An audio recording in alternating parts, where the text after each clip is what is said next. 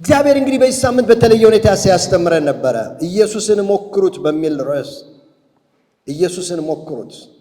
ታስታውሳላችሁ ሮብ ዕለት ከሌሊቱ በአራተኛው ክፍል በማዕበል ሲጨነቁ የነበሩ ደቀ መዝሙር ፈርተው ርደው አንድ እንኳን በመካከላቸው ሴት የለም፣ ወንዶች ብቻ ናቸው። ተርበትብተው ወየው ጠፋን ባሉ ጊዜ ኢየሱስ በማዕበሉ ሲራመድ አዩት ይላል። እግዚአብሔር ይመስገን። ምትሃት መሰላቸውና ጮኹ። ኢየሱስ ግን አትፍሩ እኔ ነኝ አላቸው። እግዚአብሔር ይመስገን።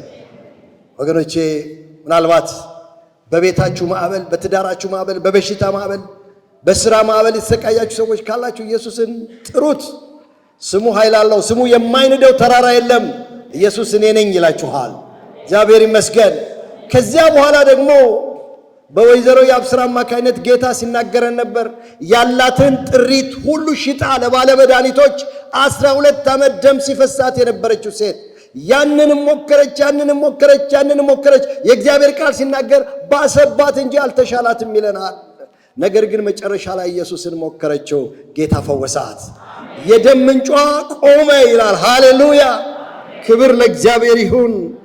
ትላንትና ደግሞ ለመገናኘት ተዘጋጁ በሚል ጌታ ሲናገረን ነበር በትላንት ምሽት።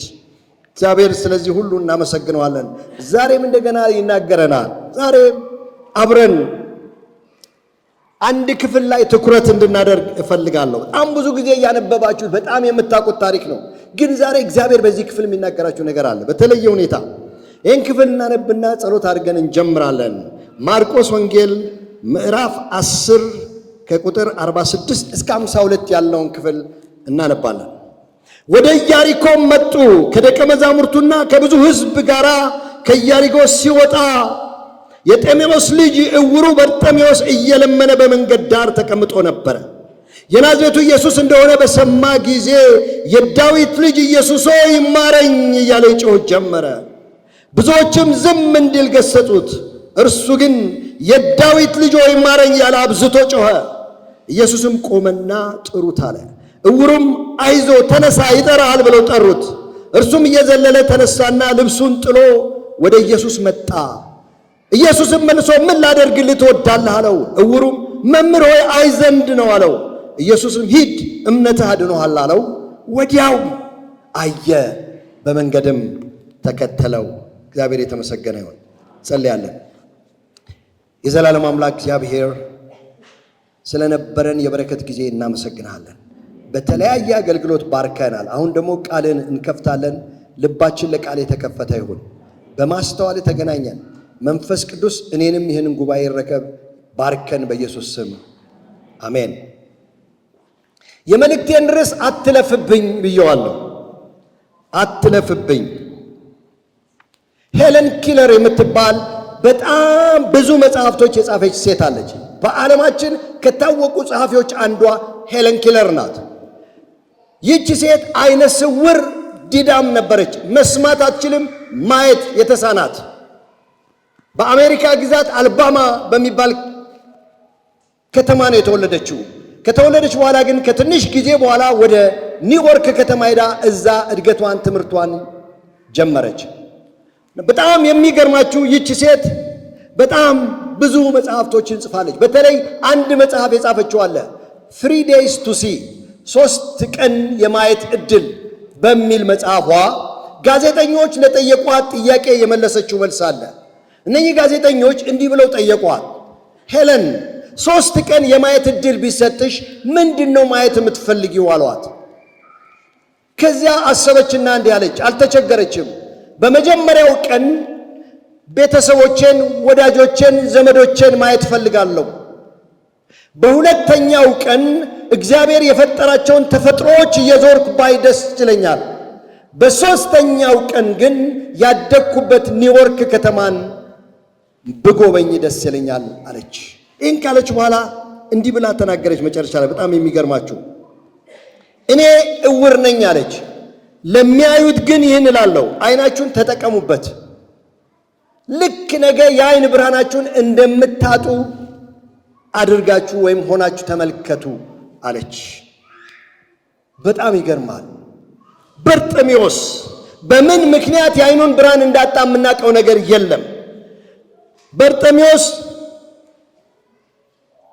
ከተወለደ በኋላ ነው ወይስ ከመወለዱ በፊት ነው አይነ ስውር የነበረው? የምናውቀው ነገር የለም። እድሜው ምን ያህል ነው? የምናውቀው ነገር የለም። ቤተሰብ ይኑሮ አይኑሮ፣ ትዳር ይኑሮ አይኑሮ የምናውቀው ነገር የለም። ነገር ግን የኤስዲኤ ባይብል ኮመንተሪ ሳነብሳለ በርጤሜዎስ እጅግ በጣም የድሃ እንደሆነ ይናገራል። ምንም የሌለው ድሃ እንደሆነ ይናገራል። ወገኖቼ በርጤሜዎስ ችግሮቹ በጣም የበዙ ነበሩ። አንደኛ አይነ ስውር ነው፣ ሰርቶ መብላት አይችልም። በዚያ ዘመን የነበረው ስራ በጣም ከባድ ነው፣ እንዳሁኑ አይደለም።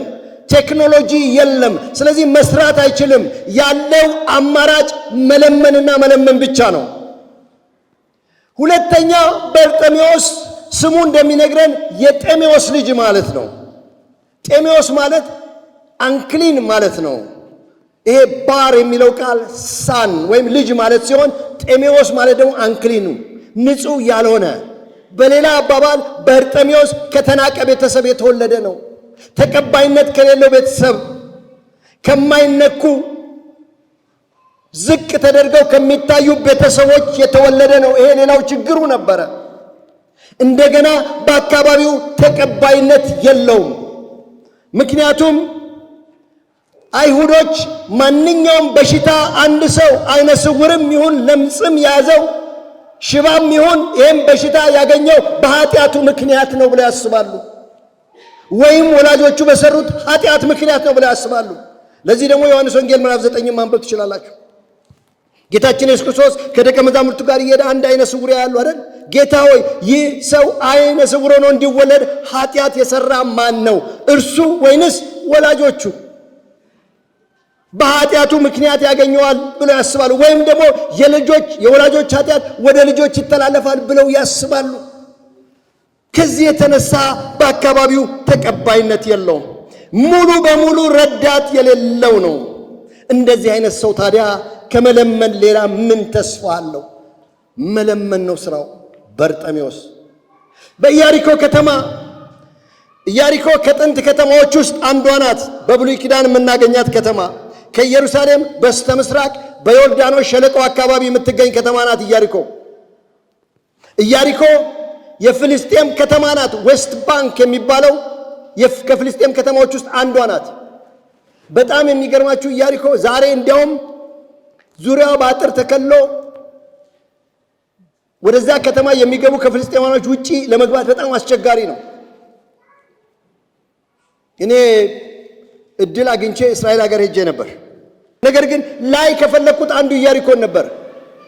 ከኢየሩሳሌም ወደ ሙት ባህር ደቡብ ይሄ በጣም ዝቅተኛ ስፍራ ዴድሲ የሚባለው ወደ ሙት ባህር ከሄድኩ በኋላ ስንመለስ በኢያሪኮ ነበር ያለፍነው። ለመግባት ስንፈልግ አይፈቀድ። ከኛ ጋር አብሮን የነበረ እስራኤላዊ ስለነበረ እንግዲህ በጣም አስቸጋሪ ነው። በተለይ እኔ በእስራኤላዊ ፓስፖርት ልገባ አልችልም ምናምን ሲለን በቃ ተው አንገባም እኛም ብለን ተው ነው። እኔ እዛ መግባት የፈለኩት የተነገረኝ ነገር አለ። ዘኬዎስ የወጣበት የሾላ ዛፍ ኢያሪኮ ከተማውንም አላሉ መሃል ከተማ ውስጥ እሱን ለማየት ፈልጌ ነበር። ያ ሾላ ዛፍ ላይ ብችል እንደው ቢፈቀድልኝ እኔ ብንጠለጠል እዛ ላይ ኢየሱስ ና ወረድ ቤት እገባለሁ እንዲለኝ፣ ሃሌሉያ ቤቴ እንዲገባ ፈልጋለሁ ኢየሱስ እና አላየነውም። ኤኒዌይ ኢያሪኮ በዚያ ዘመን ሞቅ ደመቅ ያለች ከተማ ናት። የንግድ ከተማ ናት። ብዙ ሰው የሚበዛበት ከተማ፣ ግብር የሚከፈልበት ከተማ ነው። ለዚህ ነው ዘኬዎስ ቀራጭ ነበረ። የቀራጮች አለቃ እዛ ከተማ ውስጥ ነበረ። ስለዚህ ብዙ ለማኞች የነበሩበት ዘመን በርጤሜዎስ አንዱ ነው። በጣም የሚገርማችሁ በርጤሜዎስ በየቀኑ መንገድ ዳር ቁጭ ብሎ ይለምናል። ከዚያ ሌላ ምንም አማራጭ የለውም። ወደ ቤቱ ይሄዳል፣ ይመጣል። ሩቲን የሆነ ምልልስ በየቀኑ ነጋ ጠባ። በህይወቱ ምንም ለውጥ የለም። የብዙ ክርስቲያኖች ህይወት እንደዚህ ነው። በየጊዜው ጸሎት ቤት እንመጣለን፣ ለውጥ የለም። እንመላለሳለን፣ በህይወታችን ለውጥ የለም። ዘኬዎስም በርጤሜዎስም እንደዚህ አይነት ምልልስ ነበረው። ዮሐንስ ወንጌል 5 ላይ ታስታውሳላችሁ። 38 ዓመት ሽባ የነበረ ሰው ቤተሳይዳ የውሃ መጥመቂያ ስፍራ ውሃው ሲንቀሳቀስ በመጀመሪያ የገባ በሽተኛ ይፈወስ ነበር። ይህ ሰው ግን ለ38 ዓመት አልጋውን አንጥፎ እዛ ላይ ውሃውን ይመለከታል። አንድ ቀን አልታደለም። ሁሉም ቀድሞት ይገባል። እሱን ለሱ የሚያስብ ማንም ሰው አልነበረም። ከዚያ በኋላ ነው አንድ ሰንበት ጌታ ኢየሱስ ወደዚያ ስፍራ ሄደ። አይኑ ያረፈው እሱ ላይ ነበር። እግዚአብሔር ይመስገን። ረዳት በሌለው ላይ ሁል ጊዜ ይመለከታል፣ ግን ለውጥ በሕይወቱ ያልተካሄደበት። ከዚያ ኢየሱስ የመንተነውን ታስታውሳላችሁ። ልትድን ትወዳለህን አለው። አሁን አለ። ምክንያት አበዛ። አዎ ጌታ ሆይ፣ ነገር ግን ምን ያደርጋል? ሌሎች ቀድሞኝ ይገባሉ። እንዲህ አለ። ከዛ ኢየሱስ ክርስቶስ አልጋህን ተሸክመ ምን አለው? ሂድ አለው። ሃሌሉያ! እግዚአብሔር ይመስገን። 38 ዓመት ያነጠፈውን አልጋ ተሸከመው። እግዚአብሔር የተመሰገነ ይሁን። ውድ ወገኖቼ፣ አሁን ዛሬ ኢየሱስ ባያገኘን ኖሮ፣ ኢየሱስ ባይደርስለት፣ ኢየሱስ ተነሳና አልጋህን ተሸክመ ሂድ ባይለው ኖሮ አይደለም 38 ከዚያ በላይ መቆየት ይችል ነበረ። ዛሬም ኢየሱስ ያልዳሰሳቸው፣ ኢየሱስ ያልነካቸው ዛሬ ብዙ በርጤሜዎሶች፣ ብዙ አይነ ስውራኖች በቤተ ክርስቲያን ውስጥ አሉ። ወገኖች አንድ ነገር ልንገራችሁ። የቤተ ክርስቲያን አባል መሆን የሰማይ ዜጋ አባል መሆን ማለት አይደለም። ብዙ ሩቲን፣ ብዙ ተመላልሳችሁ ሊሆን ይችላል በመንፈሳዊ እውርነት። በርጤሜዎስ እርግጠኛ ነኝ በዘመኑ የነበሩትን ባለመድኃኒቶች ሄዶ የሞከረ ይመስለኛል። ተአምራት ይሰራሉ የተባሉትን አስማተኞች ጋር ሄዶ ሳይሞክር አልቀረም። ነገር ግን ተስፋውን የሚያጨልም እንጂ ተስፋውን የሚያለመልም ነገር አልተገኘም። በርጤሜዎስ ጌታ ኢየሱስ ክርስቶስ ተስፋን አለምላሚ እንደሆነ ሰምቷል። በርጤሜዎስ ጌታችን ኢየሱስ ክርስቶስ ለምጻሞችን እንደፈወሰ ሰምቷል። በርጤሜዎስ ጌታችን ኢየሱስ ክርስቶስ ከሞት ሳይቀር እንዳስነሳ ሰምቷል። በተለይ ደግሞ አይነ ስውሮችን እንዳበራ ሰምቷል። ስለዚህ በርጤሜዎስ በውሃ ላይ መራመድ የሚችል ኢየሱስ እንደሆነ፣ ኢየሱስ በ2 ዓሣና በ5 ዳቦ 5000 ሰው እንደመገበ፣ ሙታንን እንዳስነሳ፣ የአይነ ስውራንን አይን እንዳበራ ሰማ። ስለዚህ እምነቱ ተነሳስቷል። ስለዚህ ኢየሱስ በኢያሪኮ እያለፈ ነው የሚባለውን ወሬ ሰማ። ከዛ በኋላ በርጤሜዎስ በጣም የሚገርማችሁ ጫጫታ ይሰማል። ምንድነው? ኢየሱስ በኢያሪኮ እያለፈ ነው። ይሄ ድልማ ሊያልፈኝ አይገባም። ዛሬ አትለፍብኝ እለዋለሁ አለ ኢየሱስን። እግዚአብሔር ይመስገን። ተነሳ። ወገኖቼ አንድ ነገር ልንገራችሁ። አይነ ስውሮች ማየት እንኳን ባይችሉ መስማት ይችላሉ። ሌላውን የስሜት ሕዋሳቶቻቸውን በደንብ መጠቀም ይችላሉ። ከማንኛችንም በላይ መጠቀም ይችላሉ። ልንገራችሁ። ለዚህ ነው አንዳንድ ጊዜ አይነ ስውሮቹን እንዳታሟቸው፣ ተጠንቀቁ። ከሩቅ ነው የሚሰሟችሁ። የመስማት ችሎታቸው፣ ሌላውን የስሜት ሕዋሳቶቻቸውን በደንብ መጠቀም ይችላሉ። አንድ ጊዜ ጋሽ ታዬ የሚባል ማዕከለኛ ሰበካ ከኔ ጋር ይሰሩ ነበር። ጋሽ ታዬን የምታውቁ ካላችሁ ታዬ ወልተጂ ይባላሉ። እና አንድ ቀን ታሪክ ነገሩ። ምን አሉ? እኔ ከወለጋ ከመጣው 7 ዓመት ነው አሉ።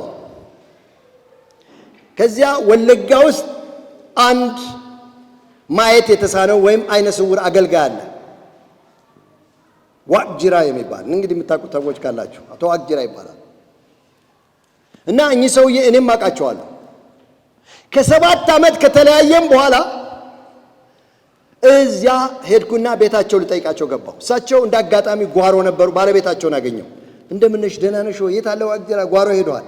አሁን ሲመጣ እንዳትነግሪው፣ ድምፄን አላወጣም፣ ዳሰው ማን መሆኔን እንዲያውቅ እፈልጋለሁ አሉና ጋሽ ታዬ ነገሯት። እሺ። ከዛ በኋላ ባሏ ሲመጣ እንግዳ መጥቷል። ማን ነው? እወቀዋ፣ ወደዚህ ይምጣ አለ። ከዛ አቶ ዋቅጅራ አንድ ጊዜ ብቻ ነው ትከሻዬ ላይ እጁን ጣል አረገና ኦቦ ታዬ አለኝ አሉ። አቶ ታዬ ከ7 ዓመት በኋላ። ስለዚህ አይነ ስውሮች ሌላውን የስሜት ሕዋሳቶቻቸውን በደንብ ሊጠቀሙ ይችላሉ። መስማት ይችላሉ። መጮህ ይችላሉ። ጌታችን ኢየሱስ ክርስቶስ በኢያሪኮ እያለፈ ነው። ይህም በሰማ ጊዜ በታላቅ ድምፅ ይላል የእግዚአብሔር ቃል ምን ነው? የዳዊት ልጅ ሆይ ማረኝ እያለ ጮኸ ይላል። ብዙዎች ዝም እንዲል ገሰጹት። እርሱ ግን የዳዊት ልጅ ሆይ ማረኝ እያለ አብዝቶ ጮኸ። እግዚአብሔር ይመስገን። ልብ በሉ። ጌታችን ኢየሱስ ክርስቶስ እንደነገርኳችሁ በኢያሪኮ የሚያልፈው ለመጨረሻ ጊዜ ነው። ወደ መስቀል ነው የሚሄደው። እየሄደ ነው። ይሄንን እድል ማጣት አልፈለገም። አትለፍብኝ አለው። ይሄ የመጨረሻ እድሌ ነው። ለብዙ ዘመናት ወደ ሰዎች ጮኼያለሁ፣ መፍትሄ የለም። ምናልባት ጊዜያዊ መፍትሄ ነው የሚሰጡኝ። ዛሬ ግን ዘለቄታዊ መፍትሄ እፈልጋለሁ። ጌታ ሆይ አትለፍብኝ ብሎ አብዝቶ ጮኸ ይላል። ሃሌሉያ! እግዚአብሔር ይመስገን። በነገራችን ላይ የመዝሙር መጽሐፋችን ውዳሴ መጽሐፍ ላይ ኢየሱስ ሆይ አትለፍብኝ የሚል መዝሙር አለ። መዝሙር 51 ነበር ድሮ ቁጥሩ ማስታውሰው። ይሄንን መዝሙር የጻፈች ፈኒ ክሮስቢ ትባላለች። ይህች ሴት እንደዚሁ አይነ ስውር ናት። ይህች ሴት ደግሞ በጣም የሚገርማችሁ በ6 ወሯ ገና ሕፃን የ6 ወር ሕፃን እያለ ነው አይኗ የታወረው። አይኗ ሲታመም ወላጆቿ የባህል መድኃኒት እያሉ የተለያየ መድኃኒት አይኗ ላይ እንተናረጉ አሳወራት። ከዚያን ጊዜ ጀምሮ እግዚአብሔር የተለየ እንደነዚህ አይነት ሰዎች የተለየ ስጦታ አላቸው። ፈኒ ክሮስቢ ስጦታዋ ምንድነው? መዝሙር መጽሐፍ ነው። 8000 በላይ መዝሙሮች ጽፋለች። የመዝሙር እናት በመባል በዓለም ላይ የምትታወቅ እሷ ናት። ጉግል አድርጋችሁ የመዝሙር እናት ብላችሁ አውጡ፣ ፈኒ ክሮስቢ ትመጣላችኋለች። 8000 መዝሙሮች። ከዚያ ውስጥ አንዱ ኢየሱስ ሆይ አትለፍብኝ፣ ሌሎች ጸጋህን ሲያገኙ አትለፍብኝ። ይህንን መዝሙር የጻፈችው በእርግጠኝነት የበርጠሚዮስን ታሪክ አንብባ ነው። በርጠሚዮስ ይህንን ያለው ጌታ ሆይ አትለፍብኝ አለ። ስለዚህ ወደ ኢየሱስ አብዝቶ ጮኸ። በጣም የሚገርማችሁ አንድ ኃጢአተኛ ማድረግ ያለበት ቢኖር ይሄ ነው፣ ወደ ኢየሱስ መጮህ ነው። ዛሬ እንደዘመርነው ስሙ የማይነደው ተራራ የለም። እግዚአብሔር ይመስገን። አብዝቶ ጮኸ። ቁጥር 48 ላይ ምን ይላል መሰላችሁ? ብዙዎች ዝም እንዲል ገሰጹት፣ እሱ ግን የዳዊት ልጅ ሆይ እያለ አብዝቶ ጮኸ። ዝም በል። ምን እያሉት መሰላችሁ? ኢየሱስ አንተ ጊዜ የለውም፣ በቃ ገና 35 ኪሎ ሜትር ይቀረዋል፣ ወደ ኢየሩሳሌም እየሄድን ያለ ነው፣ ጊዜ የለውም፣ ዝም በል አሉት። እሱ ግን አይሆንም አለ። ዝም የማያሰኝ ምክንያት አለኝ አለ። አብዝቶ ጮኸ ይላል። ወገኖቼ ኢየሱስ ቸኩሏል፣ እሱ ግን አብዝቶ ጮኸ። ኃጢአተኛ ማድረግ ያለበት ይሄንን ነው። ለሰይጣን ጆሮ አትስጡ፣ ለተስፋ አስቆራጮች ጆሮ አትስጡ። አሁን በርጤሜዎስ ለብዙ ዘመን ወደ ሰዎች ጮኻል፣ መፍትሄ ወደ ሌለው። ዛሬ ግን መፍትሄ ያለውን ኢየሱስን አገኘው። እግዚአብሔር ይመስገን። ብዙ ሙከራ አድርገዋል። በባለ መድኃኒቶች ያድናሉ የሚባለውን ነገሩን ሙከራ አድርገዋል። ዛሬ ግን ኢየሱስን እሞክረዋለሁ አለ። በኢየሱስ ሞክሩት፣ መፍትሄ አለ በኢየሱስ ዘንድ ወገኖቼ። አብዝቶ ጮኸ። ጌታ ኢየሱስ ወደ እሱ ለሚጮሁት እርሱ ለሚሹት ይገኝላቸዋል፣ አይንቃቸውም። እስቲ አስቡት። እኔ በጣም ግርም ነው የሚለኝ የሰማይና የምድር ፈጣሪ ባለቤት ይሄ ኃያል የሆነው አምላክ ለአንድ ለማኝ ቆመለት ይላል። የሚገርም ነው። ይህን ክፍል ሳነበው እኔ በጣም ነው ልብ የሚነካው። እስቲ አስቡት። አንዳንድ ጊዜ በመኪና ስንነዳ አዲስ አበባ አካባቢ መብራት አካባቢ ብዙ ለማኞች ያስቸግሩናል። እውነት ለመናገር ብዙዎችን አይተን እንዳላየናቸው ነው። በቃ እዛ ጋር ስደርስ ነው ፊት ለፊቴ ወደ መብራት የሚያቀርብ። እንደዚህ እንኳን ማየት አናያቸው፣ ጊዜ አንሰጣቸው። ኢየሱስ ግን ለአንድ ለማኝ ቆመ። ሃሌሉያ፣ እግዚአብሔር ይመስገን። አንዳንድ ባለስልጣን ቢሮ ስትፈልጉ ስታገኟቸው ጊዜ የለንም ይሏቸዋል። ሌላ ጊዜ የለንም። ኢየሱስ ግን ጊዜ አለው። ለአንድ ለማኝ ጊዜ አለው። የሚገርም ነው። ቆመ ይላል። ይሄ ትልቅ አምላክ እስቲ አስቡት። የሰማይና የምድር ልዑል የሆነው ኢየሱስ ጌታ ለአንድ ለማኝ ቆመለት። ከዛ በኋላ ወረድ ብላችሁ ታነቡት። መቆም ብቻ አይደለም። ኢየሱስም ቆመና ምን አለ? ጥሩት አለ። አምጡት አላቸው። ከዛ በኋላ እውሩም መምህር ይጠራና አሉት። አያችሁ፣ አንዳንድ ተስፋ አስቆራጮች አሉ፣ ሌላ የሚያጽናኑ ደግሞ አሉ። እግዚአብሔር ይመስገን። በእግዚአብሔር ቤት አጽናኞችም አሉ፣ ደጋፊዎችም አሉ። ና አሉት አጽናኞች። ከዛ በኋላ ሲመጣ ግን ቁጥር 50 ላይ እርሱም እየዘለለ ተነሳና ልብሱን ጥሎ ወደ ኢየሱስ መጣ። ሃሌሉያ! ይሄን ክፍል እንደ ትንሽ ቆም ብለን እንድናየው ፈልጋለሁ። ልብሱን ጣለ ወደ ኢየሱስ ሲመጣ። ምን አይነት ልብስ ነው የነበረው? ከዚህ የምንማረው ምንድን ነው? በርጤሜዎስ ምን አይነት ልብስ ነበረው? እስቲ በምናባችሁ አስቡት። ያደፈ፣ የቆሸሸ፣ በምግብ ቅባት የተጨማለቀ ልብስ። ምክንያቱም የሚለብሰው ልብስ እሱን ነው። እንደ ብርድ ልብስ የሚለብሰው እሱን ነው። እንደ ትራስ የሚያደርገው እሱን ነው። እንደ ፎጣም ከበላ በኋላ የሚጠርግበት እሱን ነው። ያንን ቡትቶ ጣለ። እግዚአብሔር ይመስገን። ሃሌሉያ! እግዚአብሔር ኢየሱስ ቡትቶን ያስጥላል። ይሄንን እንድናውቅ ፈልጋለሁ። ቡትቶአችንን ያስጥላል ጌታ ኢየሱስ። በእርሱ ነው ያማረብን፣ በእርሱ ነው የተዋብነው፣ በእርሱ ነው ቡትቶአችንን የጣልነው። እግዚአብሔር የተመሰገነ ይሁን። እግዚአብሔርን ለሚያምኑት እኮ ነው የሚለው አይደል? አስቀድማችሁ የእግዚአብሔርን ጽድቅ መንግሥቱ ፈልጉ ሁሉ ይጨመርላችኋል ብሎናል። በእግዚአብሔር ነው። ዘዳግም ላይ ስታነቡ እግዚአብሔርን ለሚታዘዙት እግዚአብሔር የበላይ እንጂ የበታች አያረጋቸውም፣ ራስ እንጂ ጅራት አይሆንም ይላል። በጌታ ነው ያማረብን ወገኖቼ። አሁን እኔ ስለ ራሴ መሰክራለሁ፣ ስለ እናንተ አላውቅም። እግዚአብሔር ከየት እንዳነሳኝ አንድ ነገር ልንገራችሁ። የተነሳችሁበትን አትርሱ። እግዚአብሔር ከየት ነው ያነሳኝ? እግዚአብሔር ከየት እንዳነሳኝ እኔ አውቀዋለሁ። ታሪኬን የማውቀው እኔ ነኝ። ከትቢያ ነው ያነሳኝ እግዚአብሔር። ከደህና ቤተሰብ እንኳን የተወለድኩ አይደለሁም፣ ከዝቅተኛ ቤተሰብ የተወለድኩ። ነገር ግን እግዚአብሔር ከየት አንስቶ የት እንዳደረሰኝ አውቀዋለሁ። ሃሌሉያ! እግዚአብሔር ቡትቶን ያስጥላል። የተነሳችሁበትን አትርሱ። ዳዊት በብዙ መከራ ካለፈ በኋላ ታስታውሳላችሁ። ዘመኑን አብዛኛውን በዋሻ ነው የኖረው። ከዚያ በኋላ ዙፋን ላይ ከተቀመጠ በኋላ እረ እኔ ማንኛ አለ አይደል? ቤቴስ ምንድን ነው አለ። በእግዚአብሔር እኮ ነው ያማረብን። እግዚአብሔር ይመስገን። ጌታ እኮ ነው፣ ጌታ እኮ ነው ለዚህ ያደረሰ። ስለዚህ ጌታ ኢየሱስ ቡትቶን ያስጥላል ወገኖቼ።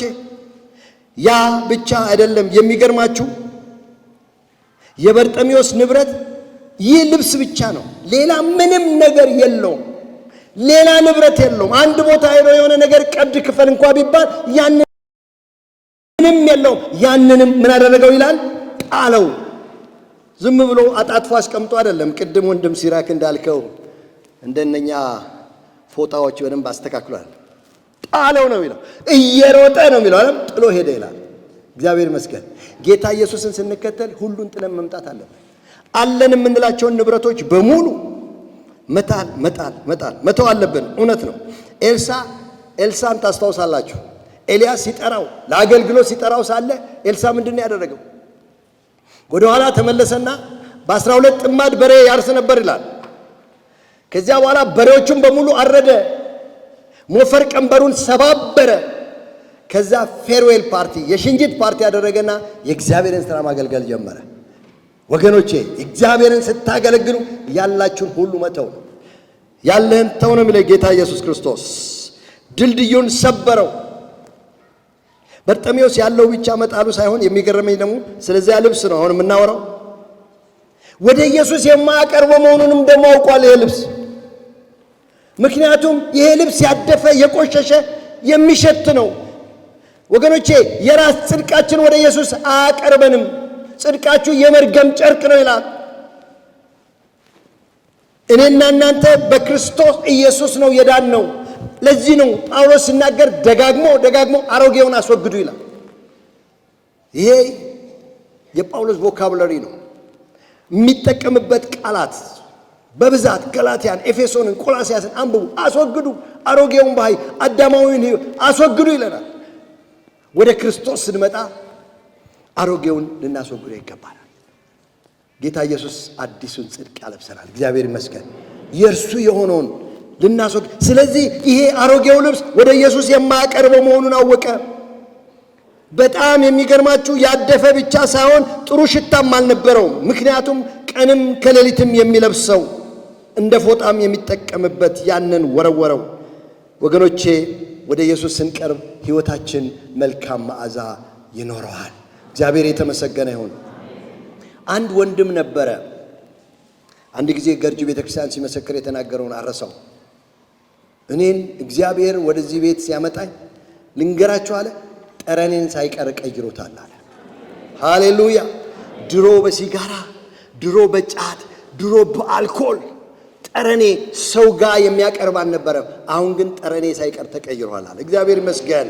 እግዚአብሔር መልካም መዓዛ ነው የሚሰጣቸው። እግዚአብሔር ይለውጣቸዋል ወገኖቼ። በተለይ ቁጥር 51 ደግሞ ሄደን ስናነብ ምን ይላል መሰላችሁ? ለመጨረሻው እየሄደ ነው። ኢየሱስም መልሶ ምን ላደርግልህ ትወዳለህ? እውሩም አይ ዘንድ ነው። ኢየሱስም ሂድ እምነት አድኖሃል አለው። ወዲያውም አየ፣ በመንገድም ተከተለው ይላል። ለምንድን ነው ኢየሱስ ይህን ጥያቄ የጠየቀው? ለምንድን ነው? ምን ላደርግልህ ትወዳለህ?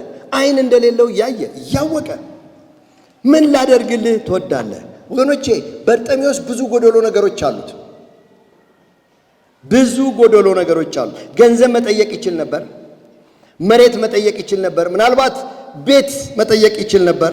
ሁሉን ነገር መጠየቅ ይችል ነበረ። ምክንያቱም የዓለማት ፈጣሪ የሆነው ኢየሱስ ጌታ አጠገቡ ነው ያለው። ምን ላደርግልህ ትወዳለህ? ሁሉ በእጁ ሁሉ በደጁ የሆነው ጌታ በፊት ለፊቱ ነው ያለው። ምን ላደርግልህ ትወዳለህ? እኔ የምፈልገው አይ ዘንድ ነው፣ ማየት እፈልጋለሁ አለ። እግዚአብሔር ይመስገን። ቁልፍ የሆነ መልስ ነው። ማየት እፈልጋለሁ። ቁልፍ የሆነ እኔ ተማሪ በነበርኩበት ጊዜ መጀመሪያ ወደ ውጭ ሀገር ስወጣ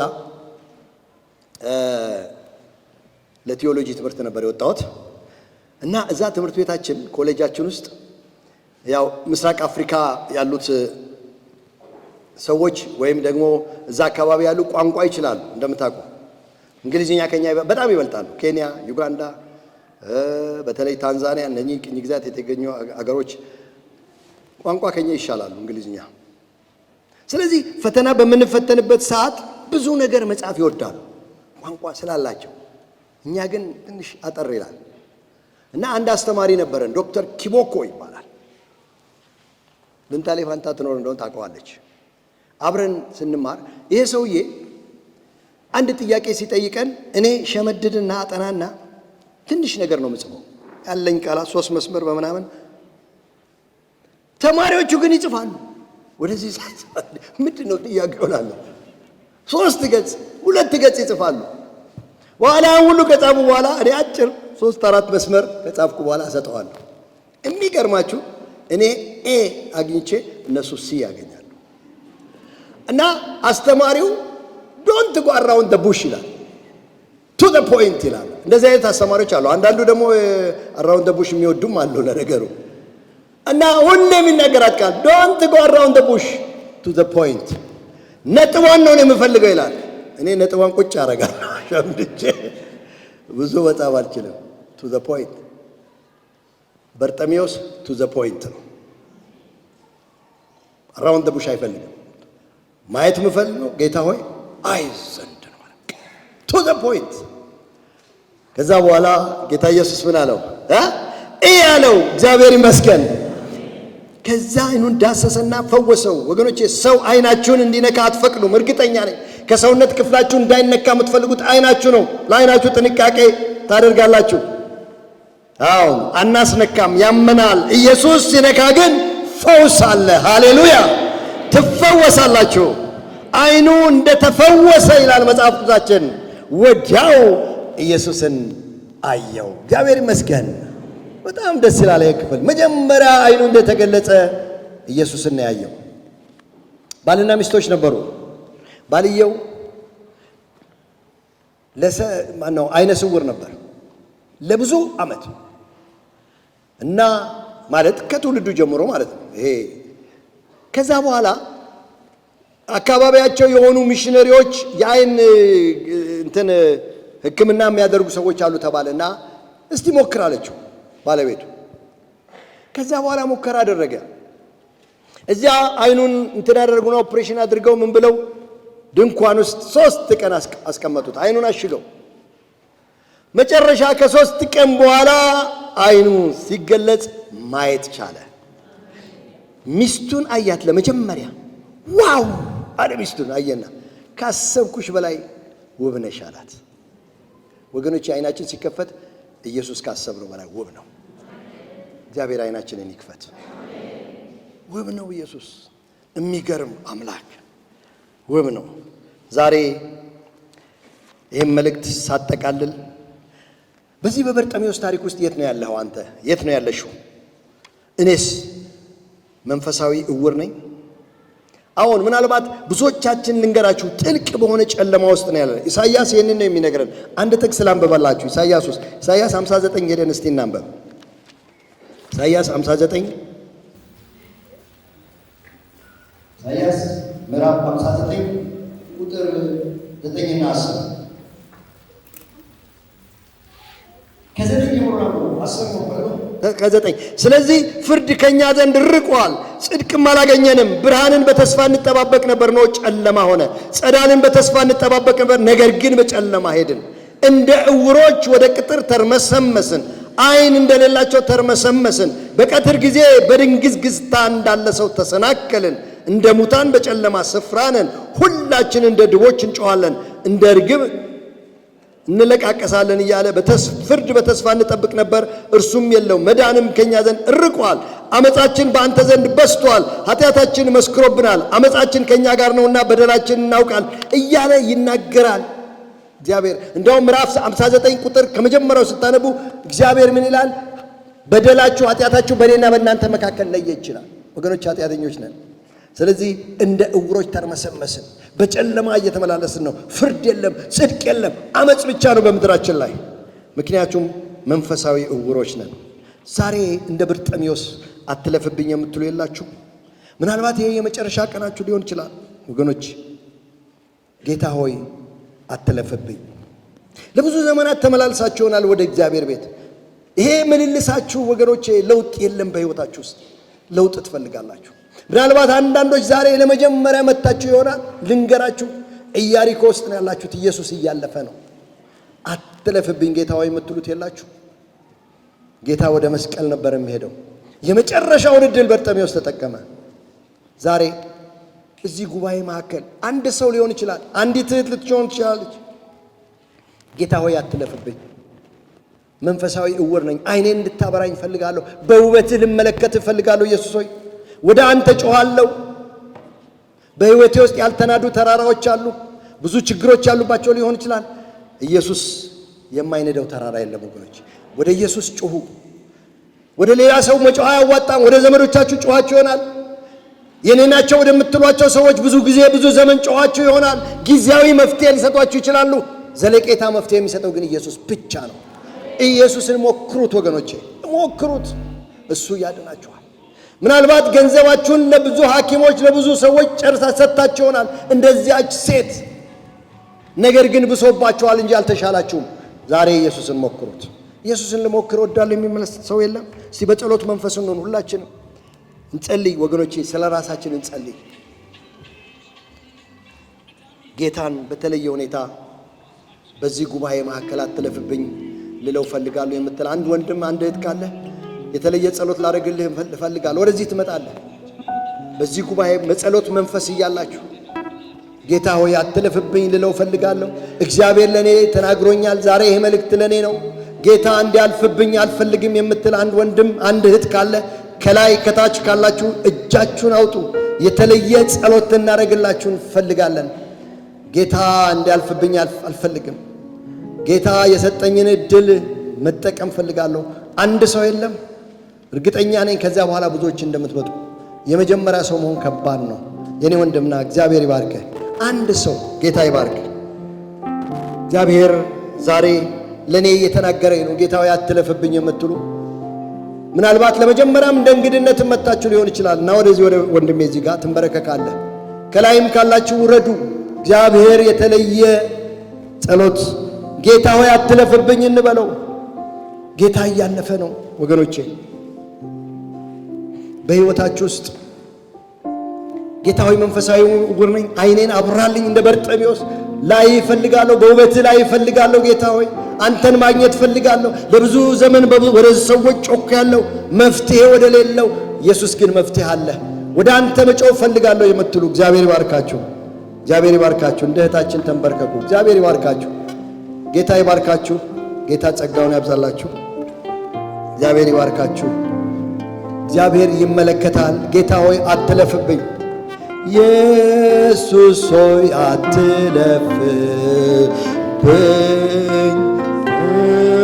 ሞቴን ስማኝ፣ ሌሎች ጸጋህን ሲያገኙ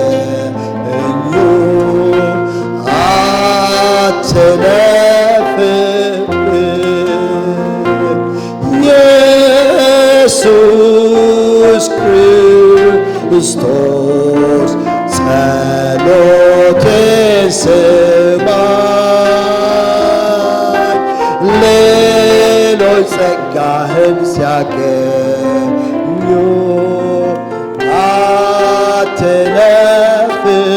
አትለፍብኝ ስለ ደግነት ብቻ ጸጋህን ስጠኝ የቆሰለ ልቤን ፈውስ አትለፍብኝ ኢየሱስ ክርስቶስ ጸሎቴን ስማኝ ሌሎች ጸጋህን ሲያገኙ